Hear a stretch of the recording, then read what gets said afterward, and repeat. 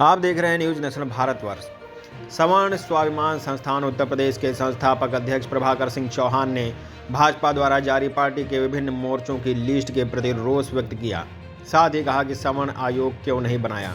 श्री चौहान ने कहा कि सभी दल सिर्फ वोट बैंक समझकर उसका शोषण कर रहे हैं। इस क्रम में भाजपा सबसे आगे है, जिसने हिंदुत्व के नाम पर सवर्णों को छला है। साथ ही चेतावनी दी कि 2024 के पहले अगर सवर्ण आयोग का गठन नहीं किया गया तो सवर्ण भी अन्य विकल्प तलाशने को विवश है। नमस्कार साथियों, मैं प्रभाकर सिंह चौहान, संस्थापक अध्यक्ष सवर्ण स्वाभिमान संस्थान उत्तर प्रदेश। आपके बीच आने का मेरा उद्देश्य ये है कि अभी मैंने भारतीय जनता पार्टी की जो नए इनके मोर्चे हैं उनके पदाधिकारियों की लिस्ट देखी और लगभग 7 मोर्चे इनके हैं, महिला, यूथ, इन सबको मिला के। तो सबसे पहले तो मैं आपको लिस्ट दिखाता चलूं। ये इनके राष्ट्रीय महासचिव अरुण सिंह जी हैं, इनकी तरफ से ये जारी की गई लिस्ट आप देख लीजिए इसमें। और ये इनके 7 मोर्चे हैं।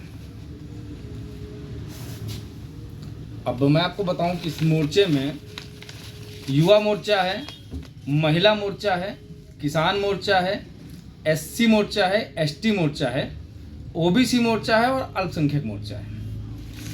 साथियों, मेरा कहने का तात्पर्य ये है कि इस पूरी लिस्ट में सत्तासीन भारतीय जनता पार्टी उत्तर प्रदेश और केंद्र सरकार सहित पता नहीं कितने राज्यों में, इस पूरी लिस्ट में कहीं सवर्ण का नाम आपको नहीं याद आया होगा, ना आपको दिखाई पड़ा होगा और ना भारतीय जनता पार्टी के उच्चस्थ पदाधिकारी उनकी नज़र में कहीं सवर्ण नाम आया होगा।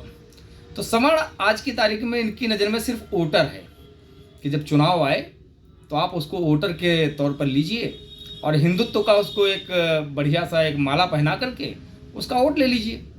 उसके बाद जब आप इस तरीके की लिस्टें बनाते हैं तब आपको किसी भी सवर्ण की याद नहीं आती है। और मैं पूछना चाहता हूं कि ये अरुण सिंह जी क्या हैं, शायद सिंह लिखा है तो छत्री मान सकता हूं, या राजनाथ सिंह जी रक्षा मंत्री हैं।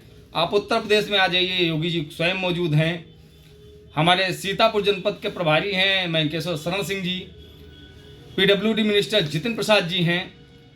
इन सब लोगों की मौजूदगी में ऐसी लिस्टें बनती हैं जिसमें सवर्णों का नाम नहीं लिया जाता है।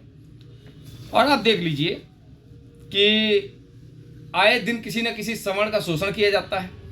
आए दिन किसी न किसी क्षत्रिय ब्राह्मण कायस्थ पर मुकदमे लिखे जा रहे हैं, उनकी ज़मीनें कब्जा की जा रही हैं। और वो सब छोड़ दीजिए, वो तो राजनीतिक मैटर हो गए। लेकिन आप जिस सवर्ण के बलबूते सरकार बनाते हैं महोदय, आप जब ये मोर्चे बनाते हैं तो आपको उन सवर्णों की याद नहीं आती है। पहली बात तो मैं भारतीय जनता पार्टी के केंद्रीय नेतृत्व को ये बता दूं कि आपकी बनाई लिस्ट मेरे लिए इस तरीके से है, मैं इसको नहीं मानता हूं। और आइएगा 2024 में महोदय, अगर आप लिस्ट में सवर्ण आयोग नहीं बना सकते हैं, आप पिछड़ा आयोग बनाएंगे, एससी आयोग, एसटी आयोग, आपको सवर्ण आयोग की याद नहीं आती है। सवर्ण क्या है आपके लिए? सिर्फ एक वोटर है महोदय। अगली बार अगर आप सवर्ण आयोग के बगैर 2024 में उतरते हैं तो आपको ऐसी जगह भेजा जाएगा कि आप दोबारा से सपने में भी सवर्णों को ही याद करेंगे।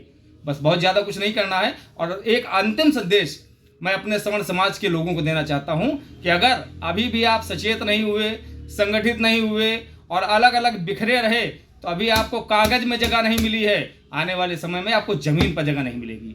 धन्यवाद। और मेरा अंतिम आग्रह कह लीजिए, निवेदन कह लीजिए, चेतावनी कह लीजिए, जिस भाषा में सरकार समझती है वो समझ जाए कि जो सवर्ण की बात करेगा वो सवर्ण पर राज करेगा।